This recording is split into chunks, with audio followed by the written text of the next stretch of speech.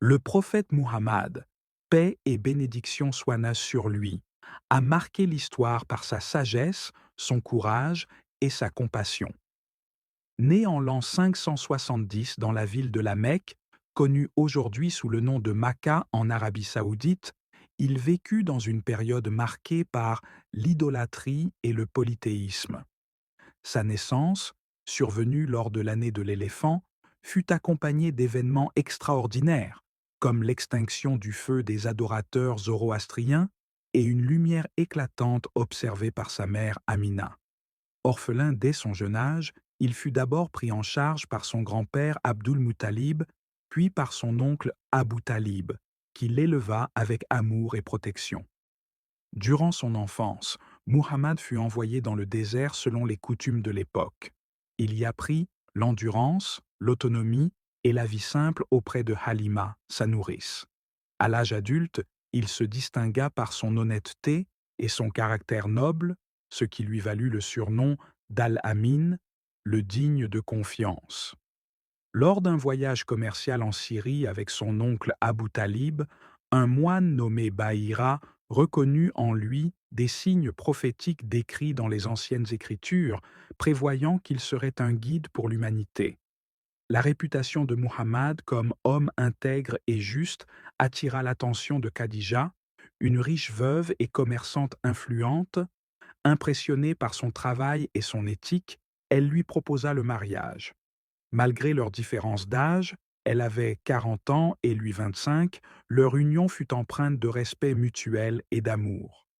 Khadija devint non seulement son épouse, mais aussi un soutien indéfectible dans sa mission prophétique. À l'âge de 40 ans, ressentant un vide spirituel face à l'idolâtrie répandue, Muhammad commença à se retirer dans la grotte de Hira pour méditer. C'est là qu'il reçut, par l'intermédiaire de l'ange Gabriel, la première révélation divine. Cet événement bouleversant marqua le début de sa mission en tant que dernier messager d'Allah. Les premiers mots révélés, Lisse au nom de ton Seigneur qui a créé, soulignèrent l'importance de la connaissance et de la foi. Dans un premier temps, Muhammad prêcha secrètement, gagnant l'adhésion de ses proches comme Khadija, Ali, son cousin, Abu Bakr, son ami, et Zaïd, son serviteur affranchi. Mais dès qu'il commença à prêcher publiquement, les chefs de Quraïch, inquiets de perdre leur pouvoir et leurs croyances traditionnelles, s'opposèrent violemment à son message. Ils persécutèrent les musulmans, notamment les plus vulnérables comme Bilal, un esclave qui endura des tortures extrêmes pour sa foi. Malgré ces épreuves, la communauté musulmane continua de croître.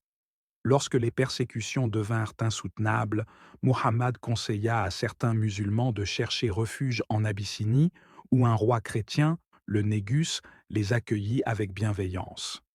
Impressionné par les similitudes entre l'islam et le christianisme, il leur offrit sa protection, refusant de les livrer aux Quraïch. Ce soutien symbolisa l'universalité du message islamique et la solidarité entre croyants. Face à la montée de l'islam, les Quraïch proposèrent à Muhammad des compromis, richesse, pouvoir et statut en échange de l'abandon de sa mission. Mais il refusa catégoriquement, affirmant qu'il ne reculerait pas, même si on lui donnait le soleil dans une main et la lune dans l'autre. Cette détermination inspira de nouveaux adeptes, comme Hamza, son oncle, et Omar, un adversaire acharné de l'islam, qui se convertit après avoir été touché par la beauté du Coran. Malgré un embargo économique imposé contre son clan, la foi des musulmans resta inébranlable. Le prophète continua de prêcher le monothéisme avec patience et persévérance, posant les bases d'une communauté qui allait transformer le cours de l'histoire. Ce chemin semé d'embûches renforça la détermination des croyants, unissant leur cœur autour du message divin. Pendant 3 longues années, le prophète Muhammad, paix et bénédiction sur lui, et ses compagnons furent soumis à un blocus sévère par les Quraïch, confinés dans une vallée de la Mecque.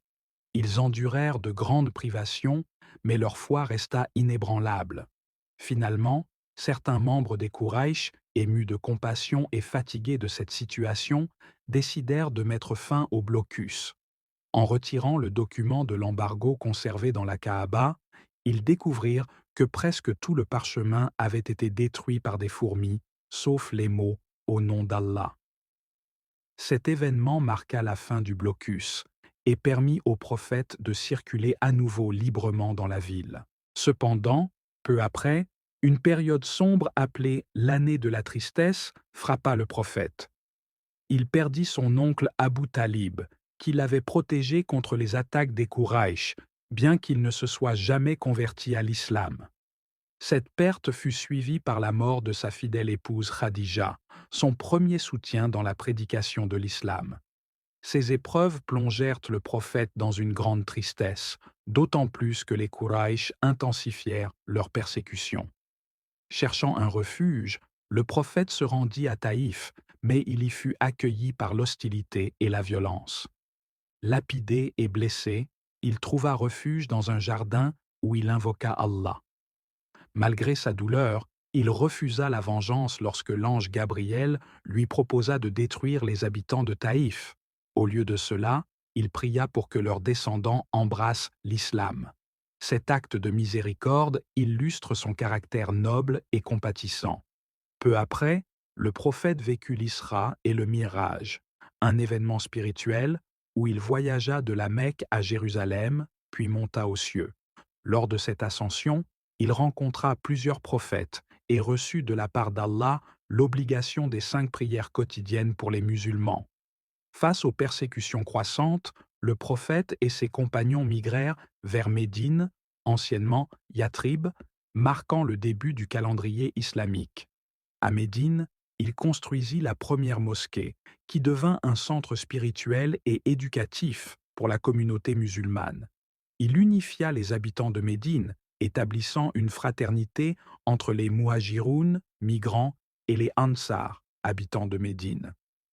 Peu après, la direction de la prière fut changée de Jérusalem vers la Kaaba à la Mecque, symbolisant un lien renouvelé avec la maison sacrée d'Allah. Les années suivantes furent marquées par des batailles décisives, comme Badr, où les musulmans, bien qu'en infériorité numérique, remportèrent une victoire grâce à l'aide divine. Cependant, la bataille d'Uhud fut une épreuve difficile pour les musulmans, causant des pertes importantes et blessant le prophète. Malgré ces revers, le prophète continua à renforcer la communauté musulmane et à établir des alliances avec diverses tribus. En l'an 6 de l'Hégire, le traité de Hudaybiya fut signé, établissant une trêve entre les musulmans et les Quraysh. Bien que cet accord semblait désavantageux au départ, il permit une propagation rapide de l'islam et le renforcement de la communauté musulmane. 2 ans plus tard, les Quraysh violèrent le traité, conduisant le prophète à marcher pacifiquement sur la Mecque avec une armée de 10 000 hommes. Cet événement marqua la conquête de la Mecque, où le prophète, dans un acte de miséricorde extraordinaire, proclama une amnistie générale. Les idoles furent retirées de la Kaaba, rétablissant son caractère sacré en tant que lieu de culte monothéiste. En l'an 10 de l'Hégire, le prophète accomplit son dernier pèlerinage, connu sous le nom de pèlerinage d'adieu. Devant une foule immense, il prononça un sermon historique sur le mont Arafat, rappelant aux musulmans leur devoir envers Allah et les principes de justice, de fraternité et d'égalité. Il leur rappela également qu'ils seraient responsables de leurs actions devant Allah.